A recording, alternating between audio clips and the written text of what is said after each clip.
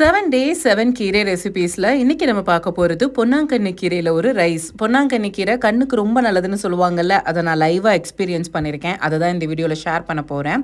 இந்த கீரை எனக்கு வீட்டில் வந்த கீரை தான். நான் ஒரு தடவை கீரை வாங்கிட்டு அந்த குச்சியை வேஸ்ட் பண்ணாமல் ஒரு பாட் காலி இருந்ததுன்னு நட்டு வச்சுருந்தேன். அது இப்போ நல்லா தலைச்சி சூப்பராக இருக்குது. இப்போது என்கிட்ட 3 பாட்ஸ் நிறைய பொன்னாங்கண்ணி கீரை இருக்குது. இதை நான் அடிக்கடி சமைப்பேன். இது கண்ணுக்கு மட்டும் இல்லைங்க, இது ரெகுலராக சாப்பிடும்போது ஸ்கின்னும் நல்லா ஷைனிங்காக இருக்கும்.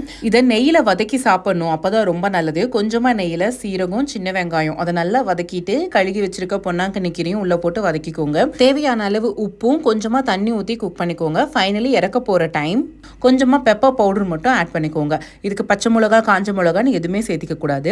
இதே ப்ரொசீஜரில் குக் பண்ணி 48 நாள் தொடர்ச்சியாக இதை சாப்பிட்டுட்டு வந்தோம் அப்படின்னா எப்பேற்பட்ட ஐசைட் ப்ராப்ளமாக இருந்தாலும் அது சரியாயிடும்.